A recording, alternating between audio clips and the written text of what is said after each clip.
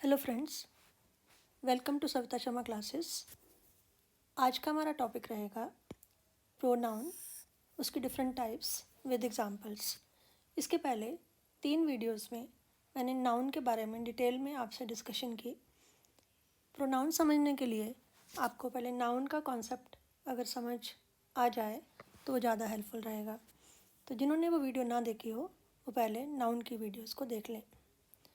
सबसे पहले प्रोनाउन होता क्या है, इसकी डेफिनेशन है words use to replace nouns to avoid repetition.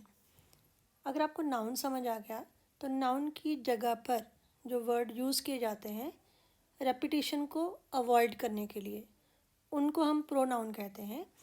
Example के लिए मान लीजिए हम राकेश एक लड़का है जिसके बारे में बात कर रहे हैं, उसके बारे में हम 3 सेंटेंसेस बोलते हैं। Rakesh is a good boy, Rakesh is very intelligent, Rakesh loves Rakesh's parents. His parents love Rakesh. तो बार बार राकेश राकेश राकेश, तो ये रेपिटेशन जो है वो हमें इतनी अट्रैक्टिव नहीं लगती है।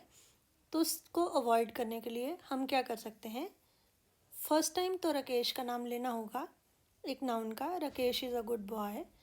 उसके बाद राकेश की जगह पर हम लगा सकते हैं he is very intelligent. Then फिर राकेश की जगह पर ही लव्स हिज पेरेंट्स और his parents love him. Rakesh की जगह पर यहाँ पर आ जाएगा हिम। तो यहाँ पर ही, हिज, हिम, ये वैरायटीज़ होंगी प्रोनाउन की। तो यहाँ पर हमने ही, हिज, हिम लगाकर सेंटेंस को पहले से ज़्यादा अट्रैक्टिव बना दिया। This is the usefulness of a pronoun, उसका लाभ ये होता है। उसके बाद हम बात करते हैं उसकी वैरायटीज़ की, उसकी टाइप्स की। तो सबसे इम्पॉर्टेंट है पर्सनल प्रोनाउन। पर्सनल प्रोनाउन क्या होता है, जो पर्सन्स के बारे में बात करता है। व्यक्तिवाचक सर्वनाम। पर्सन्स आपको मालूम है इंग्लिश में 3 तरह के पर्सन्स होते हैं, first person, second person, third person. इसके बारे में डिटेल में हम पहली वीडियोस में बात कर चुके हैं। अब हमारा यहाँ पर इम्पॉर्टेंट पॉइंट ये है कि पर्सनल प्रोनाउन के डिफरेंट केसेस होते हैं, डिफरेंट पोजीशन में वो आते हैं। सब्जेक्ट की पोजीशन में आएगा तो उनके लिए हम यूज़ करेंगे फर्स्ट पर्सन के लिए आई और वी, सेकंड पर्सन के लिए यू और थर्ड पर्सन के लिए ही, शी, इट, दे। यहाँ पर ये इम्पॉर्टेंट है कि इट जो है वो भी हम पर्सनल प्रोनाउन की कैटेगरी में लेते हैं। अब ये तो हुई सब्जेक्ट की पोजीशन। सब्जेक्ट की पोजीशन जहाँ सबसे पहले कर्ता, जो काम करने वाला है, आई है तो I visited him, we visited them वगैरह। अब दूसरा है ऑब्जेक्ट की पोजीशन में, इसको ऑब्जेक्ट केस या ऑब्जेक्टिव प्रोनाउन भी कहते हैं। अब अगर सब्जेक्ट की पोजीशन में होगा तो फर्स्ट पर्सन में आई आएगा, लेकिन वही अगर ऑब्जेक्ट की पोजीशन में होगा तो आई की जगह हम लिखेंगे मी। सिमिलरली वी की जगह पर अस। यू जो है दोनों पोजीशन में सेम रहता है, सब्जेक्ट में भी यू और ऑब्जेक्ट पोजीशन में भी यू। ही अगर सब्जेक्ट पोजीशन में है तो उसकी ऑब्जेक्ट फॉर्म होगी हिम। शी के लिए हर, इट भी सेम रहता है दोनों जगह, और दे के लिए देम। तो ये है सब्जेक्ट पोजीशन और ऑब्जेक्ट पोजीशन, या सब्जेक्ट केस और ऑब्जेक्ट केस। थर्ड कैटेगरी है possessive case. Possessive possession, possession होता है ओनरशिप या मलकियत, किसका है, इसमें अधिकार नज़र आता है। तो आई के लिए पोजेसिव फॉर्म है माई या माइन, वी के लिए आवर या आवर्स, यू के लिए योर या योर्स, ही के लिए हिज आता है, शी के लिए हर या हर्ज, इट के लिए इट भी आता है, इट्स भी आता है, और दे के लिए देयर या देयर्स। तो ये अगर आप अच्छी तरह से समझ लें कि सब्जेक्ट पोजीशन में आई, ऑब्जेक्ट में मी, पोजेसिव फॉर्म में माई या माइन, इसी तरह से सब्जेक्ट में वी, ऑब्जेक्ट में अस, और पोजेसिव में आवर या आवर्स। इसी तरह से पूरा का पूरा टेबल अगर आपको लर्न हो जाता है तो आगे के जो रूल्स हैं वहाँ पर इनको लगाना बहुत इजी हो जाएगा। तो इन्हीं को हम थोड़ा सा डिटेल में करते हैं। सब्जेक्ट क्या होता है? जो करता है, जो काम करता है, काम करने वाला, या फिर जिसके बारे में इंफॉर्मेशन दी जाती है, उसको हम बोलते हैं सब्जेक्ट। जैसे ही इज़ अ डॉक्टर, तो ही के बारे में इंफॉर्मेशन है कि वो डॉक्टर है, तो यहाँ पर सब्जेक्ट हुआ ही। आई कंप्लीटेड माई वर्क, मैंने अपना काम पूरा किया, तो करने वाला कौन है? आई। सो आई यहाँ पर सब्जेक्ट। नेक्स्ट है ऑब्जेक्ट। क्या होता है? ऑब्जेक्ट वह होता है जिस पर सब्जेक्ट काम करता है। जैसे he helped me, he subject है, उसने मेरी सहायता की, तो मुझ पर उसने काम किया, तो मी जो है वो है object. You gave her a pencil, आपने उसे पेंसिल दी। किसको दी? उसे। तो हर यहाँ पर ऑब्जेक्ट है और यू यहाँ पर सब्जेक्ट है। तो ये आपको क्लियर होना चाहिए, सब्जेक्ट किसे कहते हैं, ऑब्जेक्ट किसे कहते हैं। और नेक्स्ट है पोजेसिव। पोजेसिव प्रोनाउन मैं पहले बता चुकी हूँ, अधिकार की बात करता है, ओनरशिप की बात करता है। Tells us who owns a particular thing, कि उसका मालिक कौन है। उसके लिए हम पोजेसिव फॉर्म पहले ही कर चुके हैं, माई, माइन, आवर, आवर्स एट्सेट्रा। अब कहाँ पर माई लगेगा, कहाँ पर माइन? जब तो आप उसको पोजेसिव को नाउन के साथ लगाएंगे वहाँ पर आप माई लगाएंगे, और अगर उसके बिना लगाएंगे तो माइन लगाएंगे। जैसे ये मेरी पुस्तक है, एक मेथड है दिस इज़ माई बुक, और दूसरा तरीका है this book is mine. Meaning दोनों का सेम है, लेकिन यहाँ पर बुक के साथ लगा तो हमने लगाया माई, माई बुक। और यहाँ पर बुक पहले आई तो लास्ट में हमने लगाया माइन। इसी तरह say that is her house, house के साथ लगा तो हर, और दैट हाउस इज़ हर्ज, उसका है। तो मीनिंग दोनों का सेम रहता है। ये होते हैं पोजेसिव प्रोनाउन। इसमें जो कॉमन मिस्टेक है, इसमें एपोस्ट्रॉफी और कॉमा लगाकर एस जो लगाते हैं वो एपोस्ट्रॉफी नहीं लगता, एस तो लगता है लेकिन एपोस्ट्रॉफी यूज़ नहीं होता। तो this is the wrong method. तो ये गलती आम तौर पर स्टूडेंट्स कहाँ करते हैं? जैसे आपने बचपन से एप्लीकेशन लिखना सीखा तो लास्ट में आता है योर्स फेथफुली, तो वहाँ पर योर्स में आप अक्सर ये गलती करते हैं एपोस्ट्रॉफी लगाने की, तो ये आपने आगे से रिपीट नहीं करनी है। तो अभी तक हमने किए हैं पर्सनल प्रोनाउन, उसके 3 केसेस, सब्जेक्ट केस या सब्जेक्ट पोजीशन, ऑब्जेक्ट केस या ऑब्जेक्ट पोजीशन, और पोजेसिव केस या पोजेसिव पोजीशन। तो इसी को कुछ बुक्स वाले सब्जेक्टिव प्रोनाउन का नाम देते हैं, इसे ऑब्जेक्टिव प्रोनाउन और इसे पोजेसिव प्रोनाउन का नाम दिया जाता है। उसके बाद है important category reflexive pronoun. Reflex होता है to refer back, they reflex back to the subject. इसका मीनिंग क्या है कि सब्जेक्ट और ऑब्जेक्ट सेम होते हैं, जो सब्जेक्ट होता है उसी को ही ऑब्जेक्ट की पोजीशन में लिया जाता है। जैसे आई का reflexive pronoun my self, you का योर सेल्फ, ही का हिम सेल्फ, शी का हर सेल्फ, अगर इट है तो इट सेल्फ, यू का योर सेल्फ भी है और योर सेल्व्स भी है। ये क्यों है? क्योंकि यू को हम सिंगुलर भी लेते हैं और प्लूरल भी लेते हैं। तो सिंगुलर फॉर्म में योर सेल्फ होगा और उसी का प्लूरल फॉर्म होगा योर सेल्व्स। इसी तरह से वी जो है वो प्लूरल है, तो उसके लिए आवर सेल्फ नहीं होगा, आवर सेल्व्स होगा। इसी तरह से दे भी प्लूरल होता है, तो इसके लिए भी देम सेल्फ नहीं होगा, उसकी प्लूरल फॉर्म देम सेल्व्स आएगी। वन के लिए होता है वन सेल्फ। तो ये है रिफ्लेक्सिव प्रोनाउन। उसकी examples, I saw my self in the mirror, मैंने खुद को शीशे में देखा, मिरर में देखा। तो आई सब्जेक्ट है और माई सेल्फ जो है दिस इज़ द ऑब्जेक्ट, और दोनों सेम है। आई और माई सेल्फ एक ही व्यक्ति के लिए यूज़ हो रहा है। यहाँ पर गलती स्टूडेंट्स ये करते हैं कि अगर सब्जेक्ट और ऑब्जेक्ट सेम व्यक्ति ना भी हो तब भी वहाँ पर रिफ्लेक्सिव प्रोनाउन अगर हम लगाते हैं that would be a mistake. He himself attended the meeting, he attended the meeting himself, दोनों ही हो सकते हैं।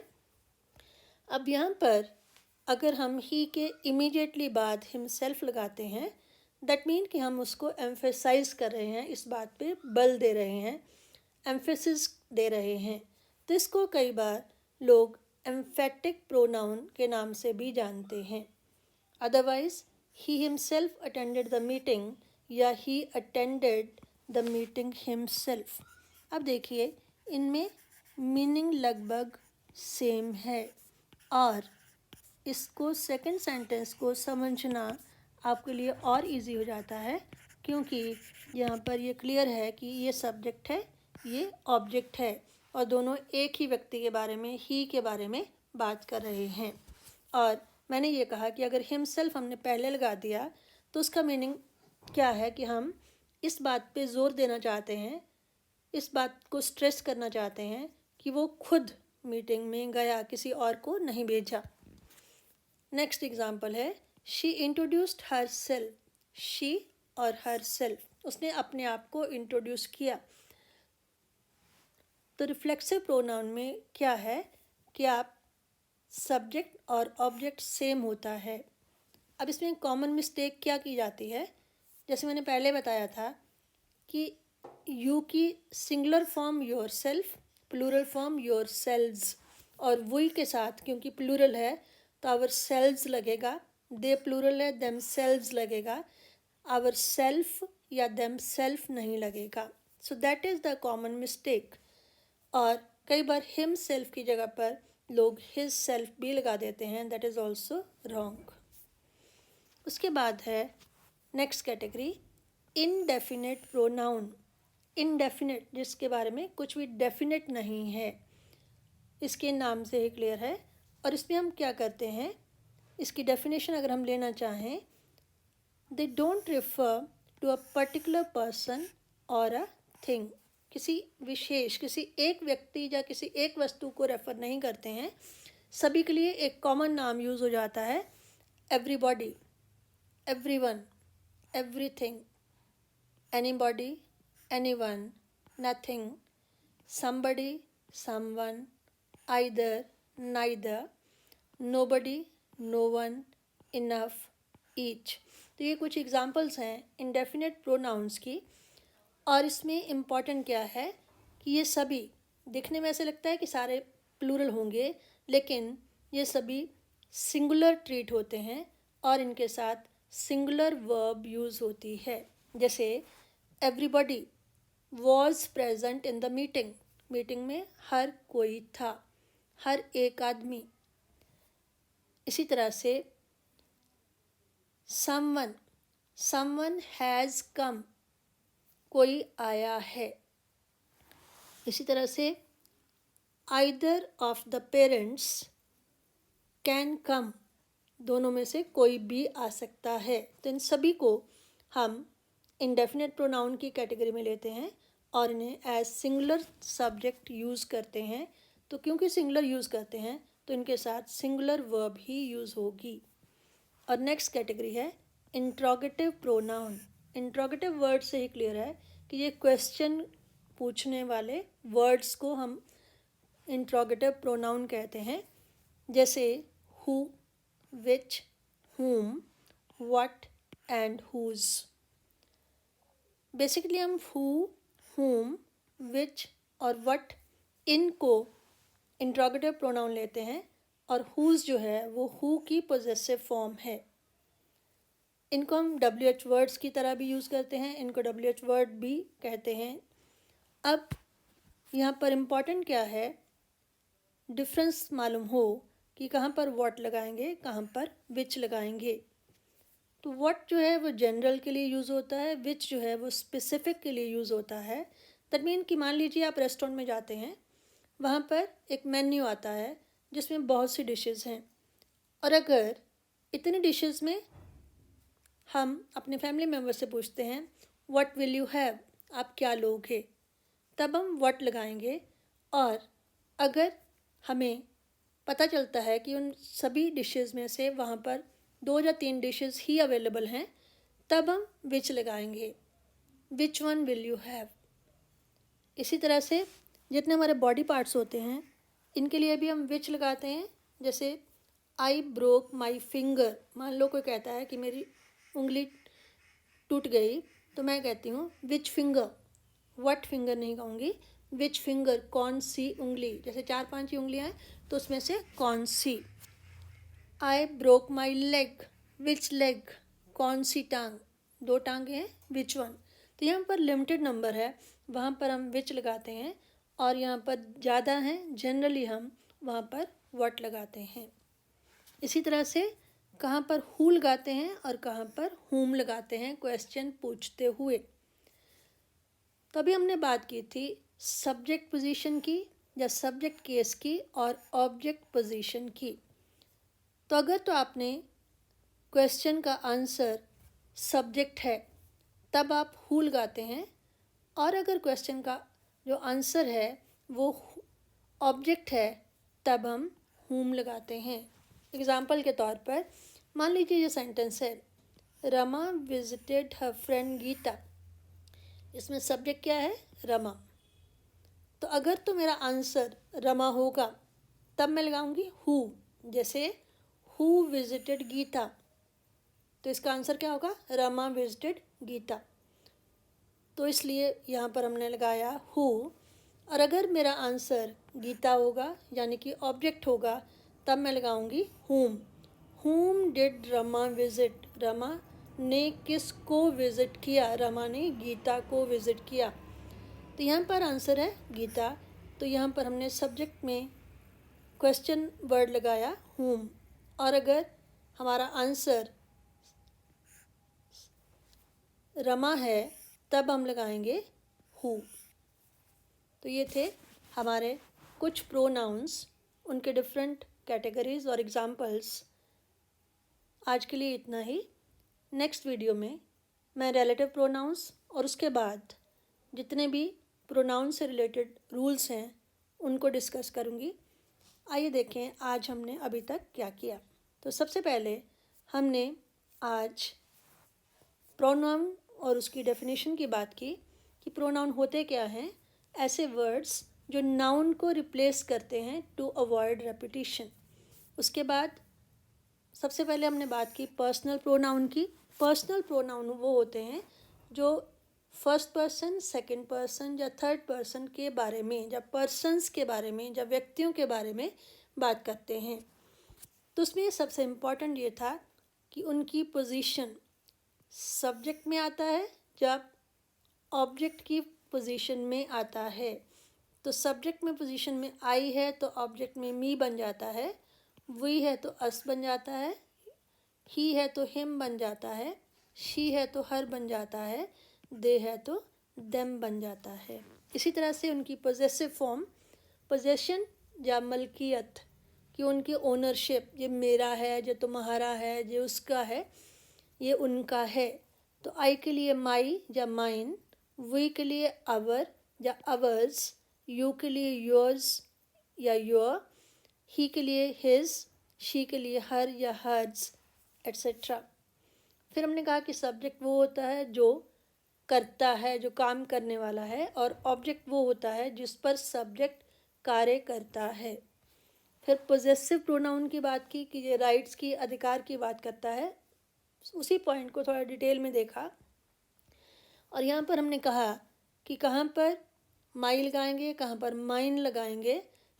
तो उसका आंसर ये था कि अगर नाउन के साथ लगाते हैं तो माई लगता है, दिस इज़ माई बुक, और अगर नाउन के बिना लगता है तो माइन लगता है, दिस बुक इज़ माइन। इन दोनों का मीनिंग सेम है, ये पुस्तक मेरी है। और यहाँ पर इम्पॉर्टेंट पॉइंट ये था कि पोजेसिव प्रोनाउन के साथ हम कभी भी अपॉस्ट्रॉफी का यूज़ नहीं करते हैं। फिर रिफ्लेक्सिव प्रोनाउन, वो काफ़ी इम्पॉर्टेंट प्रोनाउन की कैटेगरी है। यहाँ पर सब्जेक्ट और ऑब्जेक्ट सेम होता है। तो रिफ्लेक्सिव प्रोनाउन की डेफिनेशन है कि they reflects back to the subject. तो इसमें मैंने आपको बताया कि आई का रिफ्लेक्सिव प्रोनाउन माई, यू का योर सेल्फ, आई का माई सेल्फ, यू का योर सेल्फ, और इसी तरह से। फिर मैंने नेक्स्ट पॉइंट आपको ये बताया कि जो आपके प्लूरल फॉर्म्स होती हैं जैसे वी या दे, उसमें हम आवर सेल्फ नहीं लगाएंगे, आवर सेल्व्स लगेगा, और देम की जगह पर देम सेल्व्स लगेगा।